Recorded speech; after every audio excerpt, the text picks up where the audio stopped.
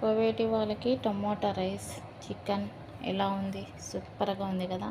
చాలా అంటే చాలా బాగుంది. చూడండి, చాలా బాగుంది ఫ్రెండ్స్. ఈరోజైతే మాకు టమోటా కోడిగుడ్ల సోస్ అయితే చేస్తున్నానండి. ఈరోజు చపాతీలకు కానీ అన్నంలోకి కానీ సూపర్గా ఉంటుంది అనమాట. ఇక్కడైతే 6 గుడ్లు తీసుకున్నాను. ఇక్కడైతే టమాటాలు కట్ చేసి పెట్టుకున్నాను. బంగాళదుంప ఒకటి అయితే కట్ చేసి పెట్టుకున్నాను. ఉల్లిపాయలు 2 అయితే కట్ చేసి పెట్టుకున్నాను.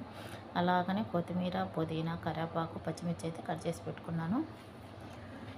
అల్లము, తెల్లగడ్డ పేస్ట్ అయితే దంచి పెట్టుకున్నాను. మరి వాటికి సంబంధించిన మసాలా అయితే ధనియాలు, జీలకర్ర, మిరియాలు, చెక్క, లవంగాలు, బిర్యానీ ఆకు, ఉప్పు, పసుపు, అలాగనే కొబ్బరి అన్నమాట. ఇలా అయితే మిక్సీకి పట్టి పెట్టుకున్నాను.